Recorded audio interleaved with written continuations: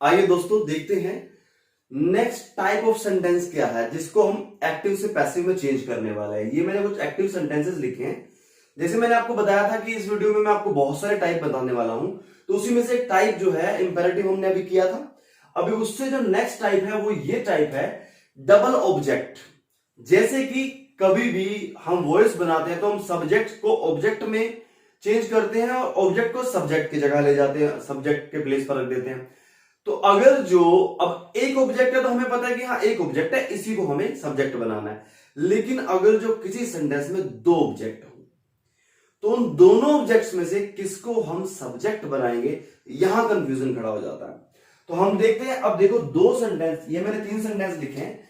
अगर पहले सेंटेंस की बात करूं तो सिमरन क्या है, हमारा सब्जेक्ट है, ये हमारा वर्ब है और वर्ब की सेकंड फॉर्म है, और ये हमारा ऑब्जेक्ट है और ये भी हमारा ऑब्जेक्ट है। दो ऑब्जेक्ट हो गए, क्योंकि Simran gifted a pen, Simran gifted Ram, दोनों हो सकते हैं।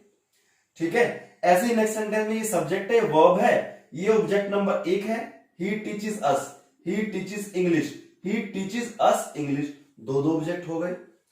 The teacher asked her, teacher ने उससे पूछा।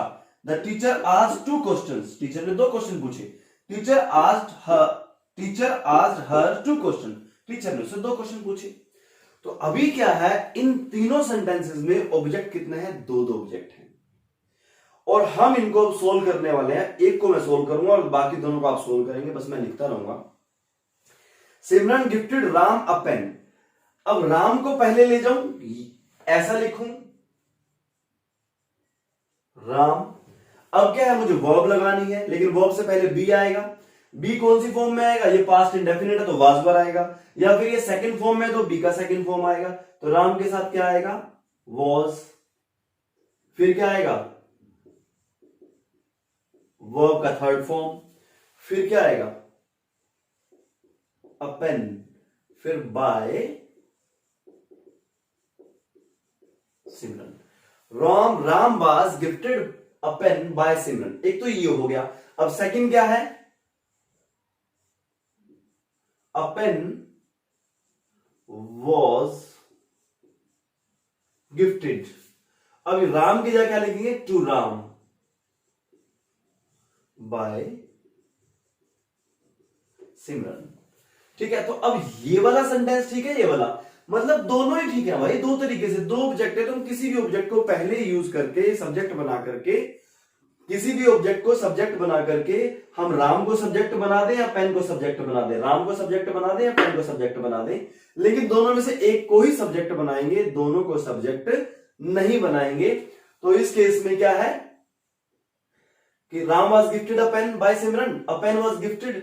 अब जब राम को, मतलब जो भी ऐसा ऑब्जेक्ट दिया हुआ है जो कि एक पर्सन को डिनोट करता है, अगर उसको आगे नहीं ले जाते हैं, हम एक थिंग वाले ऑब्जेक्ट को आगे ले जाते हैं, तो जब हम पर्सन को लिखते हैं तो हम टू को एक्स्ट्रा यूज करते हैं, अपनी तरफ से एक टू लगाना होता है हमें। Ram was gifted a pen by Simran, a pen was gifted to Ram by Simran. Is it clear?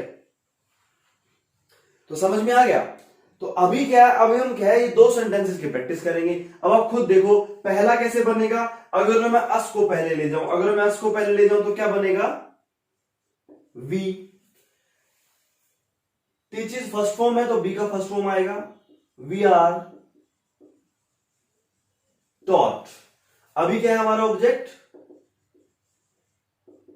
English, फिर क्या आएगा, बाय, और फिर क्या आएगा, him.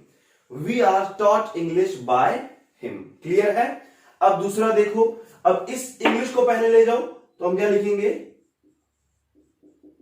English is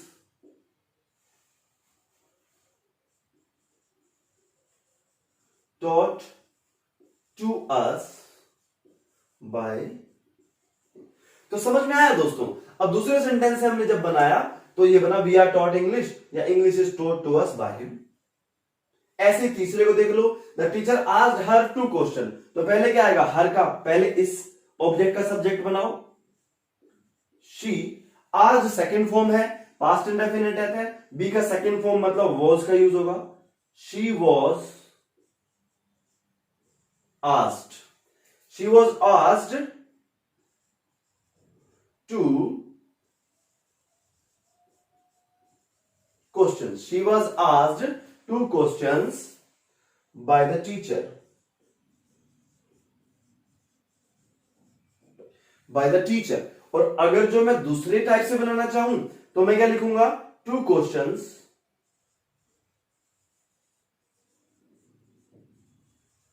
two questions. अब यहां पर क्या आएगा, वोज आएगा, वर आएगा, बी आना है लेकिन क्या आएगा, plural, were. Two questions were asked by the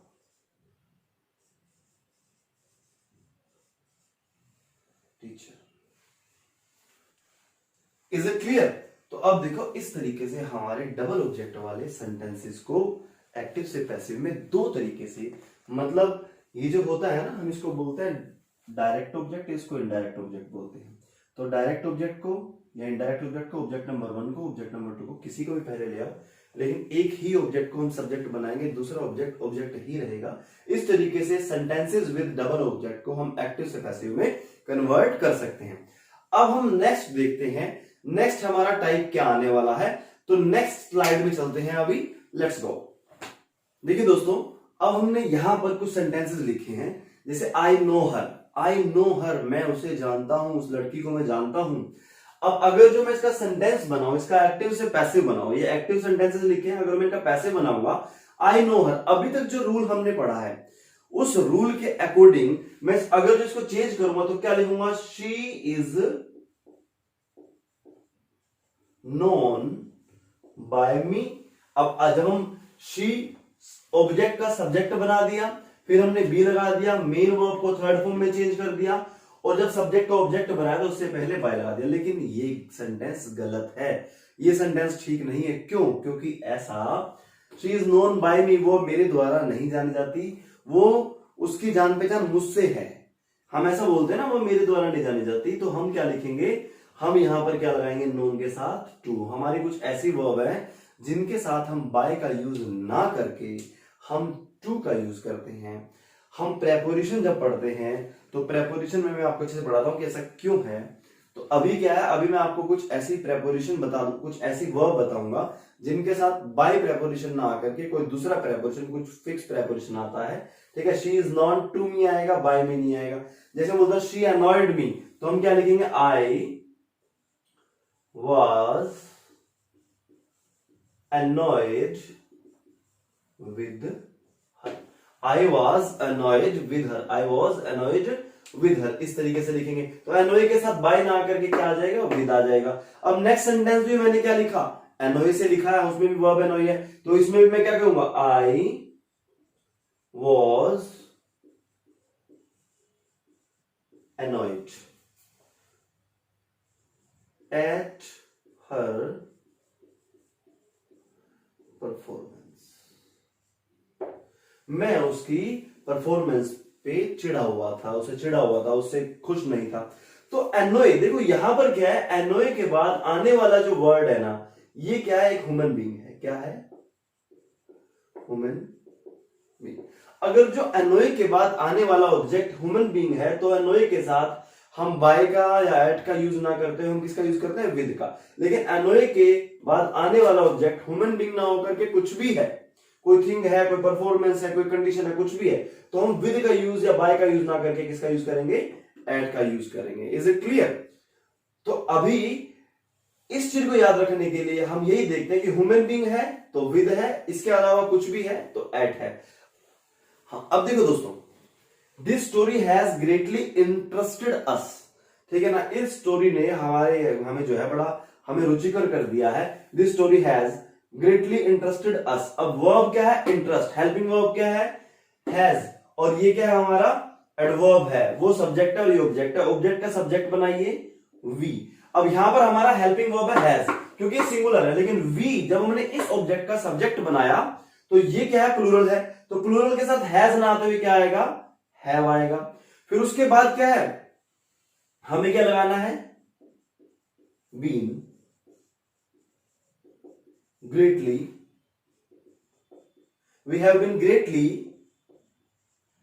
interested. अब दिस स्टोरी बाय आएगा, विद आएगा, एट आएगा, क्या आएगा? नहीं, इंटरेस्टेड के साथ क्या होता है? In this story. इंटरेस्टेड के साथ जो हम वर्ब लगाते हैं वो हम बाय, एट, विद का यूज ना करके इंटरेस्टेड के साथ हम किसका यूज करते हैं? इन का यूज करते हैं। तो ये चीजें, ये हमारी कुछ वर्ब्स हैं जो हमें याद रखनी है, जिनके साथ हम बाय का यूज ना करके विद, एट, इन, ऑन, इस तरीके के प्रेपोजिशंस का यूज करते हैं। कुछ वर्ब्स मैं लिखवा देता हूं आपको, तो वो वर्ब्स लिखिए आप, ठीक है? देखो, जैसे अगर वो प्लीज की बात करूं, प्लीज अगर वर्ब ऐसा आता है तो प्लीज के साथ विद भी आता है और एट भी आता है। विद किसके साथ आता है? Women being. ऐसी कोई भी वर्ब है जिसमें विद और एट दोनों आ रहा है, ह्यूमन बीइंग के साथ विद आएगा और एट जो है ह्यूमन बीइंग के अलावा जो भी ऑब्जेक्ट आ गया उसके साथ एट आएगा। ऐसे ही क्या है? अमेज्ड, अमेज के साथ हमारा विद भी आएगा और एट भी आएगा। समझ गए ना? बार बार लिखने की तो जरूरत है नहीं। ऐसे ही हमारा वर्ड है आगे शॉक्ड विद एट। ऐसे ही हमारा वर्ड है सरप्राइज्ड, सरप्राइज के साथ क्या आएगा? विद ह्यूमन बीइंग के लिए एट, उसके अलावा कोई भी चीज, लेकिन एक प्रॉपर के लिए बाय भी आता है। सरप्राइज के साथ बाय भी आता है अगर जो वहां पर न्यूज हो। सिर्फ न्यूज को छोड़ करके ह्यूमन बीइंग के साथ आता है विद और बाकी सबके साथ एट आता है, न्यूज के साथ बाय आता है। He was surprised by the news. तो इस तरीके से हमारे, जैसे वेक्स्ड है, वेक्स्ड के साथ क्या आएगा? एट आएगा। क्लियर है? समझ में आ गया? जैसे कंटेन्ड है, कंटेन्ड के साथ क्या आएगा? इन आएगा, ठीक है? और जैसे कंसिस्टेड है, कंसिस्टेड क्या आएगा? ऑफ आएगा। तो इस तरीके से हमारी जो वर्ब्स हैं, प्लीज, अमेज, बाकी एनोई वगैरह तो मैंने ऊपर लिखा ही है, नो भी लिख दिया है। तो इस तरीके से हमारी कुछ वर्ब्स हैं जिनके साथ बाय प्रेपोजिशन ना करके कौन सा प्रेपोजिशन आता है? एट, इन, ऑन, ऑफ, ये सब आता है। चलो कुछ और देख लेते हैं, कुछ और वर्ब देखते हैं। जैसे स्टार्टल्ड के साथ क्या आता है? विद।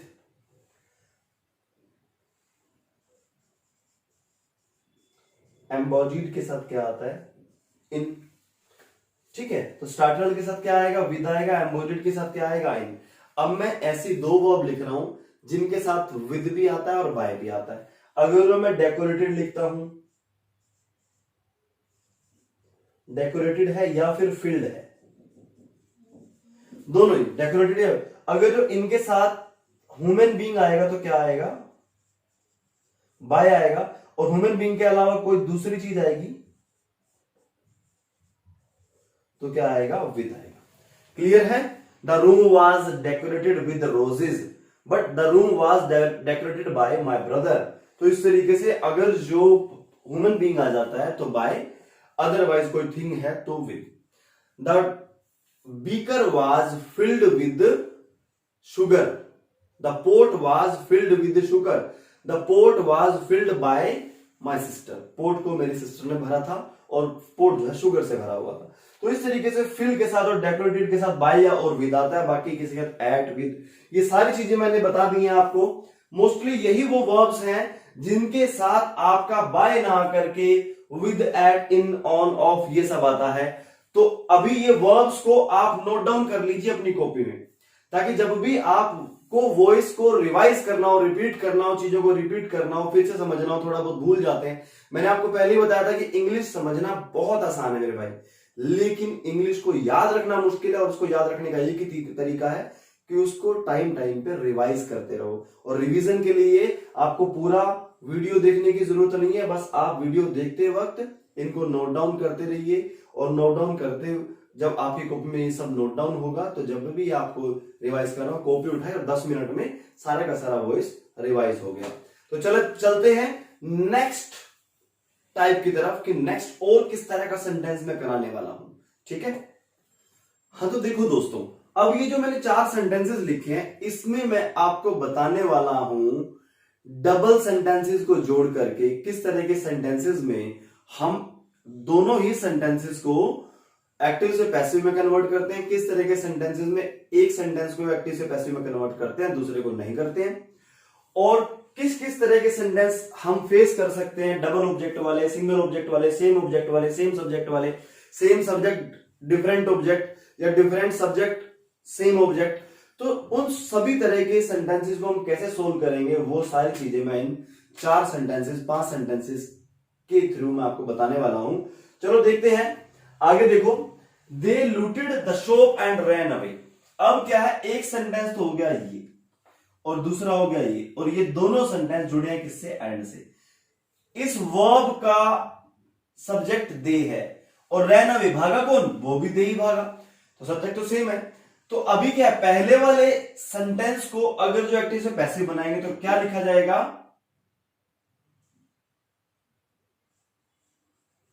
द शॉप, फिर क्या लिखा जाएगा, was looted, the shop was looted by them, the shop was looted by them, उनके द्वारा शॉप लूटी गई। एंड अब क्या, रन अवे। अब रन जो वर्ब होती है ना बच्चे, रन जो वर्ब होती है वो एक इंट्रांजिटिव वर्ब होती है। ट्रांजिटिव इंट्रांजिटिव, ट्रांजिटिव वर्ब जो होती है जिसके साथ ऑब्जेक्ट आता है वो ट्रांजिटिव होती है, और जिसके साथ ऑब्जेक्ट की जरूरत नहीं पड़ती, जैसे रन है, गो है, जंप है, स्लीप है, डांस है, तो ये सारी वर्ब इंट्रांजिटिव होती है जिनका इफेक्ट आगे किसी ऑब्जेक्ट पे ना जाकर के वापस सब्जेक्ट पे जाता है। तो अब क्या है यहां पर इंट्रांजिटिव, तो इसका तो पैसिव ही नहीं बनेगा। अब पैसिव नहीं बनेगा तो मैं the shop was looted by them and ran away, अगर जो मैं एज इट इज लिख दूंगा तो इस रैन का सब्जेक्ट ये बन जाएगा, है ना, शॉप बन जाएगा ना, कि shop was looted by them, shop उनके द्वारा लूटी गई और भाग गई। भागा कौन, ये भाग गए। तो मुझे अब सब्जेक्ट यहां पर दोबारा, अगर ऐसा कभी भी आ जाए जब इस वर्ब को ये सब्जेक्ट जिस ऑब्जेक्ट का हमने सब्जेक्ट बनाया है ये जस्टिफाई ना करे, तो हमें इसका सब्जेक्ट दोबारा लिखना पड़ेगा, एंड दे रैन अवे, इस तरीके से, the shop was looted by them and they ran away. Clear है। जब भी एक ट्रांजिटिव वर्ब जिसका हम पैसिव बनाएंगे और उसके बाद एक इंट्रांजिटिव वर्ब जुड़ी हो, तो हम इस तरीके से सब्जेक्ट फिर से ऐड करके हम इस तरीके से पैसिव बनाते हैं। क्लियर है। तो अब ये तो हो गया, एक ऐसे दो सेंटेंस को जोड़कर एक सेंटेंस बनाया गया जिसमें एक वर्ब ट्रांजिटिव थी और एक इंट्रांजिटिव थी। क्लियर है। तो इस तरीके से हमने उसको पैसिव में चेंज किया। अब क्या, हम ऐसी सेंटेंसेस को पढ़ेंगे जिसमें दोनों वर्ब ट्रांजिटिव है, दोनों को पैसिव में चेंज करना है। दे लूटेड द बैंक, क्या लिखेंगे, दे लूटेड द बैंक, तो अब उन्होंने बैंक लूटा, एंड टुक अवे मनी। अब क्या है, देखो इस सेंटेंस में ये हमारा सब्जेक्ट है, क्या है, सब्जेक्ट है भाई हमारा, ये वर्ब है, ये ऑब्जेक्ट है। उसके बाद एंड से जुड़ा फिर ये वाला वर्ब आ गया, वर्ब चेंज हो गया। यहां पर इस पार्ट में वर्ब है लूटेड और इस पार्ट में है टुक। क्लियर है। अब आगे, और इस पार्ट में ऑब्जेक्ट तो है बैंक, लेकिन इस पार्ट में क्या है, ऑब्जेक्ट मनी। क्लियर है। दे लूटेड द बैंक, मतलब दोनों में वर्ब और ऑब्जेक्ट अलग है लेकिन सब्जेक्ट सेम है। सब्जेक्ट इस वर्ब का भी सेम है, बैंक इसने लूटा, और पैसे भी यही लेकर भागा। तो हम क्या करेंगे, अब हम इस ऑब्जेक्ट को यहां पर क्या बनाएंगे, सब्जेक्ट बनाएंगे, द बैंक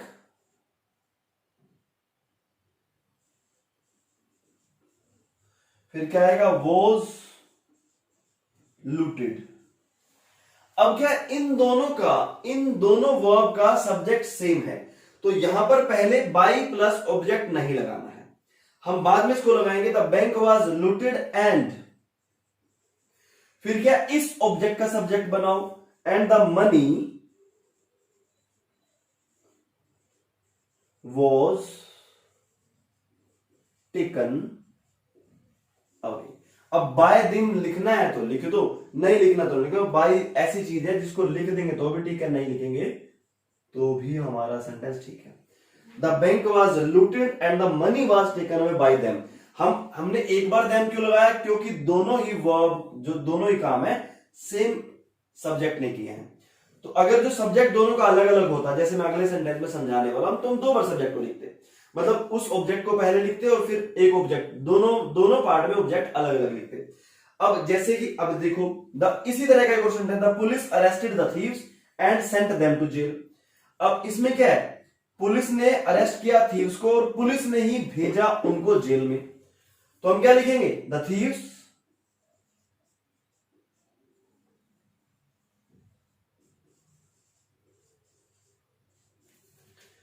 अब क्या आएगा, वर, क्योंकि यहां पर क्या बी लगाना है हमको, मेन वर्ब से पहले वर अरेस्टेड एंड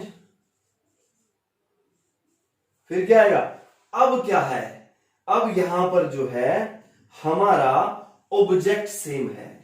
यहां पर इस सेंटेंस में ये ऑब्जेक्ट और ये ऑब्जेक्ट दोनों अलग अलग थे, ये ऑब्जेक्ट और ये ऑब्जेक्ट दोनों अलग अलग थे, लेकिन इस सेंटेंस में हमारा सब्जेक्ट भी सेम है और ऑब्जेक्ट भी सेम है।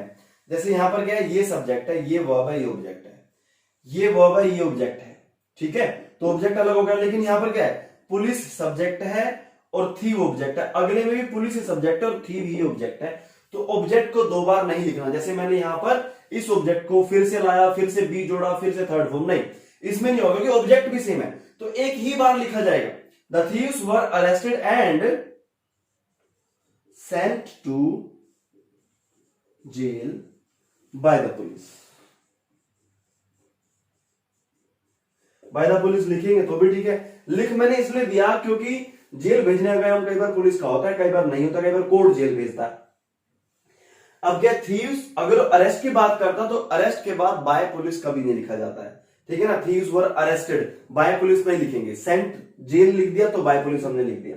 तो अभी क्या है, इस तरीके से अब दोनों वर्ब को जोड़ा, इसमें कोई भी ऑब्जेक्ट आगे नहीं आया क्योंकि यही ऑब्जेक्ट था सेम, इन दोनों वर्ब का सेम ऑब्जेक्ट था जो कि थीव था, थीव को अरेस्ट किया गया, थीव को ही जेल में भेजा गया। क्लियर है, तो इससे पता लगता है कि हाँ ये अलग तरह का सेंटेंस है, ये अलग तरह का सेंटेंस है, ये अलग तरह का सेंटेंस है। अब जो मैं चौथा सेंटेंस कराने वाला हूं उसमें क्या है, सब्जेक्ट भी अलग है, ऑब्जेक्ट भी अलग है, वर्ब भी अलग है, दोनों सब कुछ अलग अलग है। They looted the bank, they looted the bank, तो हम क्या लिखेंगे, the bank was looted by them and the police arrested them, और पुलिस ने उनको अरेस्टेड किया, and they were arrested. By police लिखने की जरूरत नहीं है, लिख दोगे तो भी, द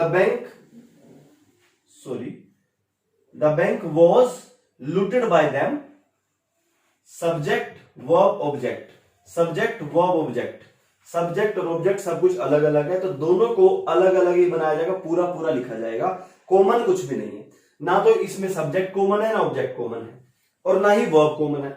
इसमें क्या है, सब्जेक्ट कॉमन है, ऑब्जेक्ट अलग अलग है, वर्ब अलग अलग है। इसमें क्या है, सब्जेक्ट कॉमन है, ऑब्जेक्ट भी कॉमन है, सिर्फ वर्ब अलग अलग है। इसमें सब्जेक्ट भी अलग, ऑब्जेक्ट भी अलग, कुछ भी कॉमन नहीं है। तो इन सेंटेंस को देखो, मैंने यहां पे सब्जेक्ट लगाया, फिर बी लगाया, फिर वर्ब, फिर बाय ऑब्जेक्ट, फिर यहां सब्जेक्ट बी वर्ब, फिर by object. Is it clear? अगर पुलिस की जगह कुछ और होता तो फिर वो बाय में लिखा जाता। तो क्लियर है? तो ये 4 तरह के सेंटेंसेस हैं जो हमारे सामने आ जाते हैं जब हम 2-2 सेंटेंस को साथ में जोड़ते हैं। ये तो मैंने एंड से आपको दिखाया, बट से भी हो सकता है और किसी और कंजक्शन से भी हो सकता है। बहुत सारी कंजक्शन ऐसी हैं जिससे जुड़े हुए सेंटेंसेस आपके सामने आ सकते हैं और सब में इसी तरह की बातें आएंगी। और इस टॉपिक के बाद मैं और भी काफी सारी वीडियोस डालूंगा जिसमें प्रीवियस ईयर के बहुत सारे क्वेश्चन में वॉइस के आपको प्रैक्टिस कराने वाला हूं। तो आपको वीडियोस डेली मिलती रहेंगी, पर आप चैनल पर बने रहिए, चैनल को लाइक और सब्सक्राइब करना मत भूलना, बेल आइकन को जरूर दबाना, ठीक है? तो चलते हैं नेक्स्ट टाइप की तरफ, लेट्स गो। हाँ तो दोस्तों देखो, अब नेक्स्ट टाइप के कौन से क्वेश्चन हैं, देखो जरा ध्यान से, पहले सेंटेंस को पढ़िए। They believe that I am not hard working, वैसा विश्वास करते हैं कि मैं हार्ड वर्किंग नहीं हूं। मतलब यहां पर क्या है, दे बिलीव दैट, वो ऐसा विश्वास किया जाता है। We believe that she was very wise, हमने ऐसा विश्वास किया कि वो बहुत ज्यादा वाइज, बुद्धिमान थी। People consider that the minister is not honest, लोग ऐसा मानते हैं कि मिनिस्टर ऑनेस्ट नहीं है। Everyone knows that he is a superstar, हर कोई जानता है कि वो एक सुपरस्टार है। पीपल सेड दैट, लोग कहते हैं मैं शराबी हूं।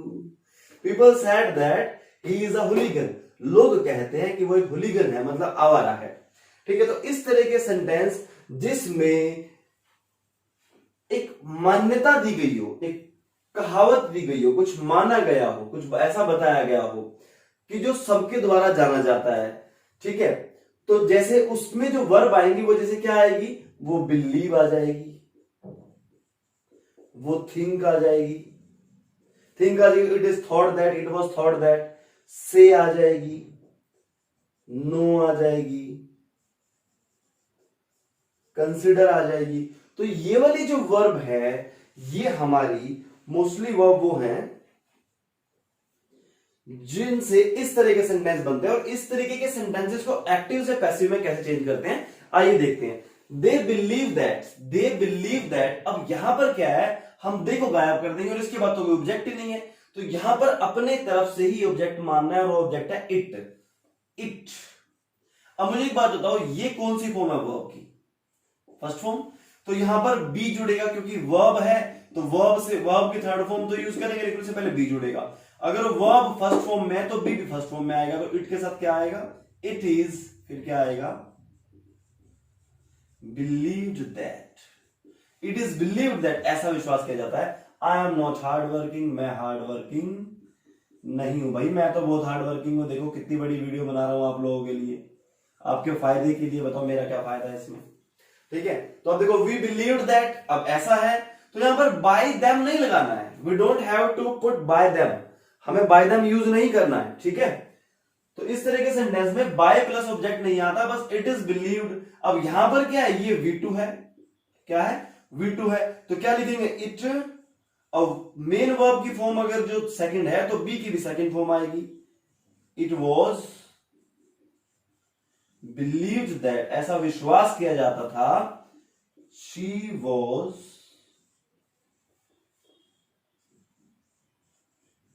Very wise. It was believed that she was very wise. अब देखो तीसरे सेंटेंस में, पीपल कंसिडर दैट, मतलब इट फर्स्ट फॉर्म है तो क्या आएगा, is considered that the minister is not honest, the minister is not honest. Clear है, तो कंसिडर फर्स्ट फॉर्म है तो बी का फर्स्ट फॉर्म आया, हमने इट से स्टार्ट किया, ये थर्ड फॉर्म लगा दी, फिर दैट के बाद वाला sentence as it is, that के बाद वाला जो पार्ट है वो एज इट इज रख दिया जाता, उसको चेंज नहीं किया जाता। नेक्स्ट सेंटेंस में आओ, नो है तो यहां पर क्या लिखेंगे, इट फर्स्ट फॉर्म है तो क्या लिखेंगे, इट इज नॉन दैट, ऐसा जाना जाता है, ही is a superstar, he is a superstar. Next देखो, पीपल सेड दैट, तो क्या लिखेंगे, इट। अब सेड कौन सी फॉर्म है, सेकंड फॉर्म है, सेकंड फॉर्म है तो यहां पर क्या आएगा, it was said that he, sorry यहां पर क्या आना चाहिए, वॉज अ हुलीगन, पास्ट है ना तो past formation, he was a, तो समझ में आ गया।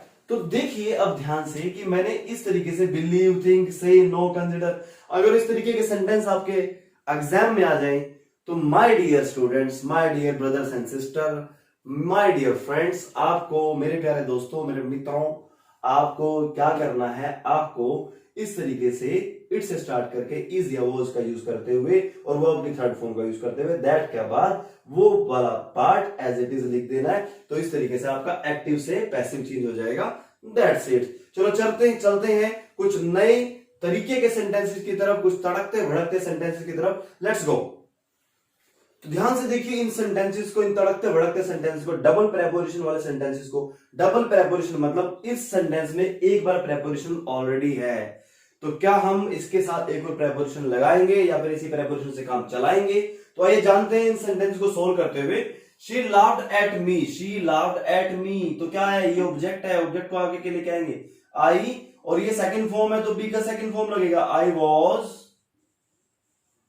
Laughed at, I was laughed at her, या फिर बाय भी लगाऊं, I was laughed at by, इस तरीके से मैंने एट भी आ गया, बाय भी आ गया, क्योंकि ये इसी का हिस्सा है, क्योंकि ये इसी का हिस्सा है, इससे अलग नहीं है, तो एट तो आएगा ही आएगा, बाय भी आएगा, आई वॉज लाफ्ड एट बाय हर। ऐसे नेक्स्ट सेंटेंस देखो, कनिका स्माइल्ड एट तुषार, तो हम क्या लिखेंगे, Tushar was smiled at by Kanika. Clear है, तुषार वॉज स्माइल्ड एट, ये पूरा का पूरा एज इट इज आएगा और बाय अलग से आएगा। We should look after our parents, तो हम क्या लिखेंगे, आवर पेरेंट्स, फिर क्या आएगा, शुड, फिर बी, फिर लुक की थर्ड फॉर्म लुक्ड आफ्टर बायस, बायस नहीं लिखेंगे तो भी चलेगा, लिख देंगे तो भी चलेगा, तो आफ्टर भी आएगा, बाय भी आएगा, तो दो दो प्रेपोजिशन साथ में आएंगे, दो दो प्रेपोजिशन साथ में। तो अगर जो आपके एक्टिव वॉइस में ऑलरेडी एक प्रेपोजिशन वर्ब के साथ हो तो वो प्रेपोजिशन तो आता ही आता है, लेकिन बाय भी आता है, तो डबल प्रेपोजिशन वाले सेंटेंस हो जाते हैं। तो नेक्स्ट सेंटेंस में देखो, police inquired into the matter, अब क्या लिखेंगे, the matter was inquired into bye the police. ठीक है, ऐसे नेक्स्ट सेंटेंस देखो, हर टीचर वॉज बार बार क्यों आ रहा है, क्योंकि मैंने मोस्टली सेंटेंस ना पैसिव में लिख दिए, और सॉरी पास्ट इंडेफिनिट में लिख दिए। Her teacher was mocked at by her. तो ये हो गए कुछ सेंटेंसेस जो डबल प्रेपोजिशन वाले हो। मुझे इस तरह की वर्ब्स को बताने की जरूरत नहीं है, कोई भी वर्ब हो उसके ऑलरेडी अगर एक एक्स्ट्रा प्रेपोजिशन है तो हम बाय को नहीं भूलेंगे, हम उस प्रेपोजिशन के साथ बाय का यूज भी करेंगे, इस बात को ध्यान रखना। तो इस तरीके जो सेंटेंस आते हैं, तो हमारे जो सेंटेंस में ऑब्जेक्टिव टाइप क्वेश्चंस में हमारे जो ऑप्शंस होते हैं, 4 या 5 ऑप्शन होते हैं, उसमें हर तरीके का ऑप्शन दिया होगा, तो आपको सही ऑप्शन को चूज करना है, और सही ऑप्शन को चूज करने के लिए इन सेंटेंसेस को अपनी कॉपी में लिख लिए, टाइम लिख लीजिए, टाइम टाइम पे रिवाइज करते रहना, और रिवाइज करोगे तो आपको याद रहेगा, और याद रहेगा तो बस चुटकियों में। अगर आप एग्जाम से पहले पढ़ाई को टाइम दोगे तो एग्जाम में टाइम कम लगेगा क्वेश्चन को सॉल्व करने में। अगर पहले अच्छे से नहीं पढ़ोगे तो फिर एग्जाम में बहुत ज्यादा टाइम लगने वाला है। हो सकता है कि जितना टाइम आपको सभी के सभी क्वेश्चंस को सोल्व करने के लिए मिला है, उस टाइम में आप सभी क्वेश्चन सोल्व ना कर पाओ, अगर जो करो तो जल्दी में गलत कर दो। तो इसीलिए प्लीज एग्जाम से पहले अच्छे से पढ़िए, ताकि एग्जाम में कम टाइम में ज्यादा क्वेश्चंस कर पाओ। तो चलो चलते हैं नेक्स्ट वाले टाइप की तरफ। अब कुछ और रह गए हैं, और उसके बाद कुछ प्रैक्टिस, और उसके बाद फिर इस वीडियो का अंत करते हुए हम अगले टॉपिक के बारे में अगली वीडियो में बात करेंगे, नेक्स्ट वीडियो में बात करेंगे। लेकिन हाँ, जो टॉपिक मैं इस चैनल पे कराता जाऊंगा, उन टॉपिक से रिलेटेड प्रैक्टिस क्वेश्चन मैं आपको बिल्कुल प्रैक्टिस कराता जाऊंगा। नए क्वेश्चन जो आपको किसी बुक में इधर उधर नहीं मिलेंगे उसको, लेकिन हाँ रिलेट वो आपके एग्जाम से ही करेंगे, 101% रिलेट करेंगे। ठीक है, तो चलो चलते हैं नेक्स्ट टाइप की तरफ, लेट्स गो। हाँ तो मेरे प्यारे दोस्तों, अब देखिए मैंने जो बोर्ड पर सेंटेंसेस लिखे, इनको हम सॉल्व करते हैं। मैं पहले इसलिए लिख देता हूं ताकि लिखने में जो टाइम लगता है ना, वो वीडियो में हम यूज ना करें, ताकि आपका इंटरनेट का जो डाटा है वो भी मतलब सेव किया जा सके। तो पहले लिख देते हैं, और फिर उसके बाद आप देख लीजिए, स्क्रीनशॉट भी ले सकते हैं आप इसका, और फिर आप समझ लीजिए। अब समझने की बात यह है कि यहाँ पर इन्फिनेटिव्स वाले मतलब टू इन्फिनेटिव वाले, टू इन्फिनेटिव मतलब 2 प्लस वर्ब की फर्स्ट फॉर्म, अगर जो ऐसा सेंटेंस आ जाए तो बी मैं इसके बाद लगाऊंगा या इसके बाद लगाऊंगा, क्या लगाऊंगा। तो अब ये सब्जेक्ट है, ये ऑब्जेक्ट है, ये सारा वर्ब है, बी कहां लगाएंगे, पहले लगाएंगे, बीच में लगाएंगे, बाद में लगाएंगे, कहां बी का यूज करेंगे। तो वो चीज हम देखने वाले हैं, भी सीखने वाले हैं। सबसे पहले हम इस ऑब्जेक्ट को सब्जेक्ट बनाएंगे और सब्जेक्ट को ऑब्जेक्ट बनाएंगे। तो क्या लिखेंगे, आकार, फिर क्या आएगा, हैज, क्योंकि हैव नहीं आएगा, हैज आएगा, सिंगुलर है, हैज, फिर क्या आएगा, टू। अब बी हमेशा मेन वर्ब से जस्ट पहले लगता है, तो मेन वर्ब टू तो नहीं है, ये है to be bought by me, a car has to be bought by me। इस तरीके से अगला सेंटेंस देखिए, food had to be prepared, had to be prepared by her. Clear है? तो अब देखिए, they are to write an application means an application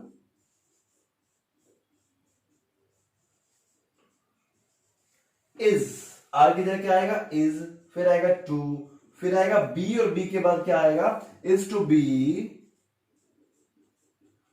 written by them. Clear? अब देखो कितना इजी है. अगर जो is to, am to, are to, was to, were to, has to, have to, had to, has, have, had, is, am, are, was, were के बाद अगर to आ जाए और फिर वो आपकी फॉर्म का यूज किया जाए, तो हम क्या है? is to, am to, are to, was to, were to, had to, have to, has to के बाद का be का यूज करके और वर्ब की थर्ड फॉर्म का यूज करते हुए सेंटेंस को एक्टिव से पैसिव में चेंज करते हैं. तो ये होगा हमारा इन्फिनिटिव. इन्फिनिटिव वैसे दो तरीके के होते हैं, बताता हूं. टू इन्फिनिटिव और बेयर इन्फिनिटिव. बेयर इन्फिनिटिव से इस तरह की प्रॉब्लम नहीं आती है, टू इन्फिनिटिव से आती है, इसीलिए सब में टू लगा हुआ है. ठीक है. तो इन्फिनिटिव्स के बारे में मैं आपको वर्ब पढ़ाऊंगा, तो फिर आपको finite, non finite, gerund infinitive, present participle, past participle, इन सब के बारे में बताने वाला हूं. फिलहाल के लिए हम वॉइस पढ़ रहे हैं, तो वॉइस में हम उन बातों को ध्यान में ना देते हुए, ताकि हम कंफ्यूज ना हो, तो हम सीधा सीधा डायरेक्ट ये यूज करते हैं कि इस तरह का अगर सेंटेंस आ जाए तो आपको एग्जाम में इस तरीके से चेंज करना है, या फिर अपने ऑप्शंस में से इस तरीके का आंसर को ढूंढना है. बड़ा आसान है, कोई बड़ी बात नहीं है. चलो अब देखते हैं नेक्स्ट. अब कई बार क्या होता है, सेंटेंस स्टार्ट होता है देयर से या इट इज टाइम से. तो it is time to close the office, it is time to close the office. तो हम इस वाले पार्ट को छेड़ते नहीं है, इसको नहीं छेड़ना. It is time, it is time. अब मैं बोलूं टू क्लोज द ऑफिस, ये हमारी वर्ब है और ये हमारा क्या है? ऑब्जेक्ट है. तो इस ऑब्जेक्ट को पहले लाएंगे, लेकिन ऑब्जेक्ट को पहले लाएंगे और इससे रिलेट करने के लिए हमें एक प्रेपोजिशन अपनी तरफ से जोड़नी पड़ेगी. It is time for the office, फिर आएगा टू. अब टू क्लोज है तो इसका मतलब ये भी टू इन्फिनिटिव है. टू क्लोज या फिर it is time for the office to be closed. क्या लिखेंगे? To be close. जैसे यहां पर टू बी लिखा गया है, यहां पर टू बी लिखा गया है, देखो, है ना. It is time for the office to be closed. अब इट वॉज टाइम, तो इट वॉज टाइम तो एज इट इज रहेगा. It was time. अब क्या? To prepare for the examination, तो फॉर ऑलरेडी है, तो फॉर के साथ ही ले आओ इसको, हमें एक्स्ट्रा लगाने की जरूरत ही नहीं है. फॉर द एग्जामिनेशन,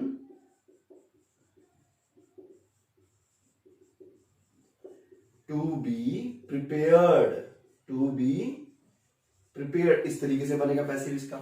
तो it is time, it was time, it can be time, it will be time, it is a hard time. तो मतलब इस तरीके के सेंटेंस अगर हम बनाएंगे, तो इस तरीके के सेंटेंस को एक्टिव से पैसिव में बदलते वक्त सिर्फ क्या करते हैं? इट इज टाइम को एज इट इज, उसके बाद टू जो आता है उसको भी बाद में रखते हैं. मतलब ऑब्जेक्ट को पहले ले आते हैं, ऑब्जेक्ट को पहले लाने के लिए हम उसके साथ प्रेपोजिशन को अपनी तरफ से जोड़ते हैं. अगर प्रेपोजिशन ऑलरेडी है तो जोड़ने की जरूरत नहीं है. उसको ऑब्जेक्ट को ला करके फिर to plus be plus verb का थर्ड फॉर्म. इजी, सिंपल, कोई दिक्कत ही नहीं है. अब देखो, अगर सेंटेंस देयर से स्टार्ट हो, there is nothing to eat, there was nothing to eat, there is a lot of money to donate, there is a lot of milk to drink. ठीक है. There is a lot of food to eat. तो बहुत सारी चीजें हैं इस तरीके से. There are a lot of paintings to sell, sell करने के लिए बहुत सारी पेंटिंग है.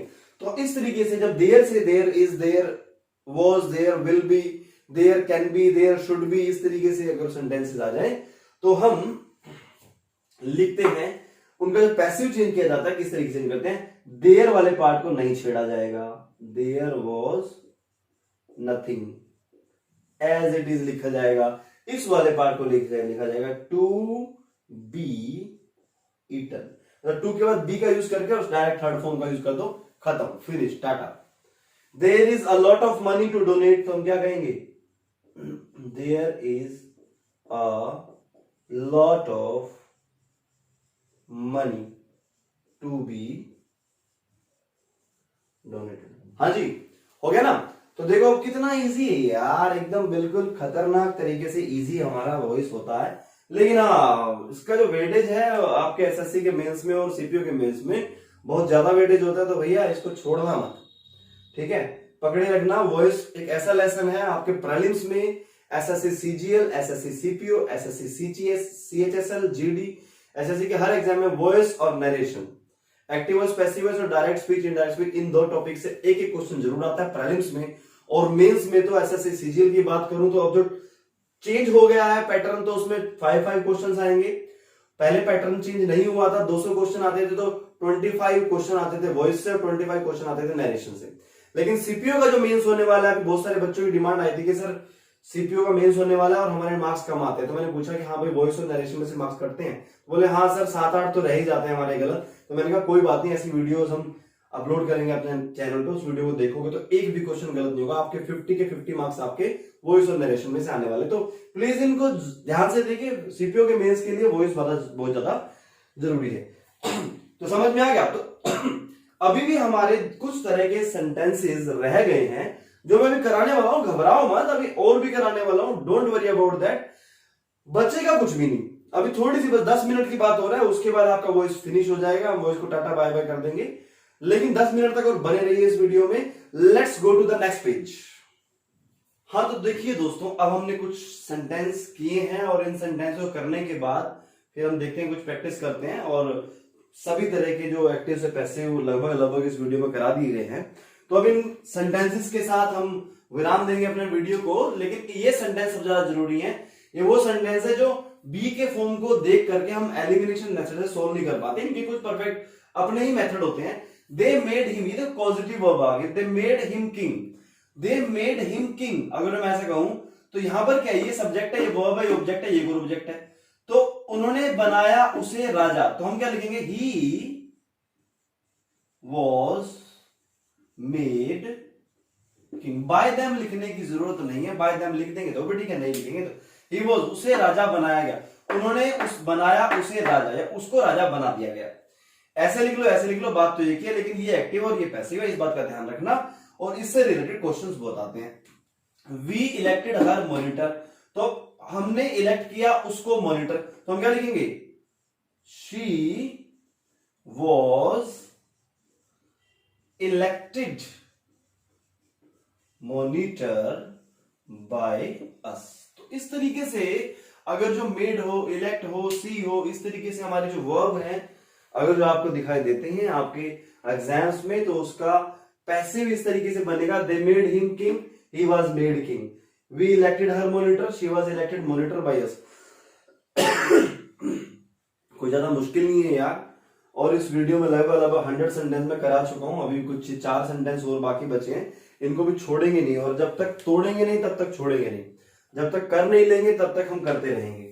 I made her prepare T, मैंने उससे चाय बनवाई, मतलब मैंने उससे काम करवाया। I made her prepare T, तो क्या लिखेंगे, शी वॉज मेड, भाई सेकंड फॉर्म है ना, तो बी का तो सेकंड फॉर्म आएगा, और इसकी third form, to prepare tea, to prepare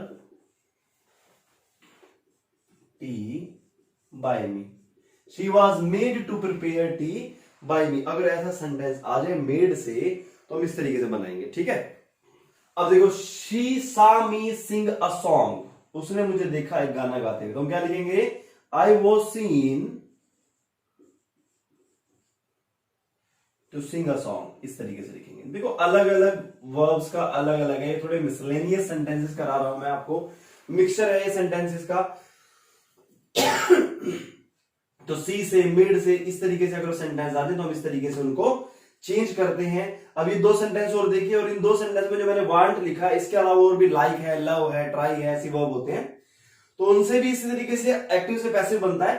he wants his subordinates to obey him, तो हम क्या लिखेंगे, ही वांट्स। अब यहीं से स्टार्ट करेंगे, इसको हम चेंज नहीं करेंगे, हम यहां से लिखेंगे he wants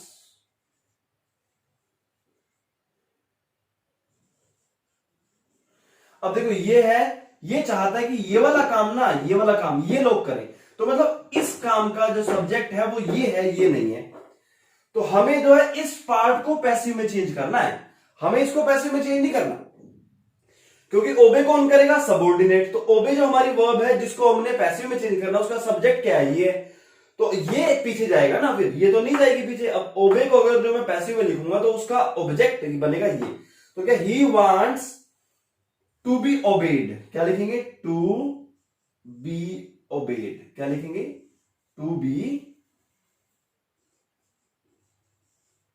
obeyed.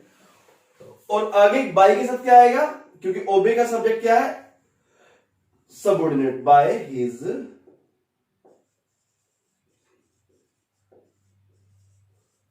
Subordinates, he wants to be obeyed by his subordinates. अब आगे देखो, शी वांट्स, इसी तरीके से शी वांट्स, अब क्या, हर पेरेंट्स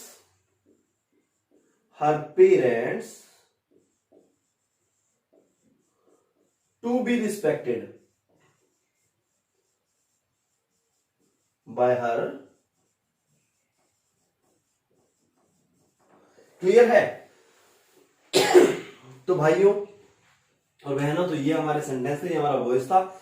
इससे अगर जो अलग कोई भी सेंटेंस आप देखते हैं कि आपके एग्जाम में है तो आप पूछ सकते हैं, और आने वाली वीडियोस में बहुत सारे सेंटेंसेस के साथ आपको प्रैक्टिस कराने वाला हूं। चैनल पर बने रहिए, वीडियोस को लाइक करते रहिए, चैनल को सब्सक्राइब करते रहिए, ताकि हमारा भी उत्साह बढ़ा रहे कि हाँ सब्सक्राइबर बढ़ रहे हैं, लाइक भी आते हैं और कमेंट्स भी आते हैं, ताकि हम भी वीडियोस को प्रॉपरली डेली रूटीन में आपके लिए वीडियोस डालते रहे, आपका नॉलेज बढ़ाते रहे। तो इसी के साथ all the best, tata bye bye, take care, love you all.